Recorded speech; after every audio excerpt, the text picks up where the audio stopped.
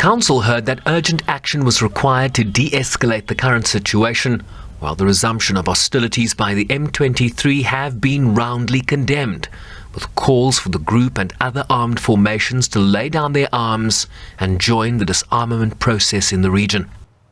We cannot lose sight of the fact that armed violence remains widespread throughout the eastern DRC. Whether in Ituri, South Kivu, or other parts of North Kivu, a multitude of armed groups continue to prey on the civilian population, undermining efforts to achieve lasting peace, stability, and development in the DRC and indeed the region. The two-track process launched at the second Heads of State conclave in Nairobi on 21st of April has provided fresh impetus to find durable solutions to the continued presence of foreign armed groups on Congolese soil.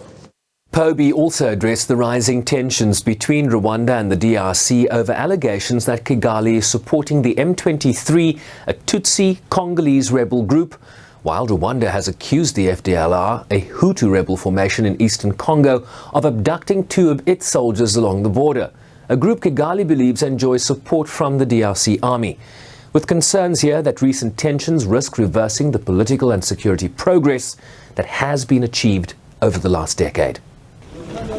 Council urged to lend its full weight to ongoing regional efforts to defuse the situation and bring an end to the M23 insurgency once and for all.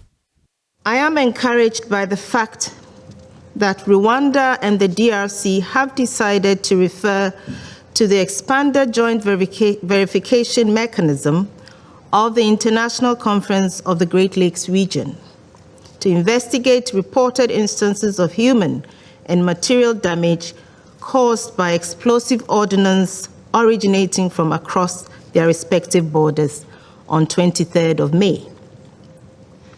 I am also encouraged by the calls that the chairperson of the African Union, President Macky Sall of Senegal, has made to Presidents Tshisekedi and Kagame to urge for calm and a peaceful resolution of any disagreements. DRC and in the region, and urge them to immediately lay... Kenya spoke for the African members. Armed groups, including a resurgent M23, continue to exact a heavy toll on civilian and civilian objects. Last week, at least 35 were killed in Jugu, Ituri province, and Beni, North Kivu province. Terrorist groups are also operating in eastern DRC, including those affiliated to ISIS. These groups regard eastern DRC as a fertile ground for recruitment and generating wealth to undertake their operations around the world. We reiterate our call on all armed groups to participate unconditionally in the inter-Congolese peace dialogue to resolve their grievances and embrace the call for peace.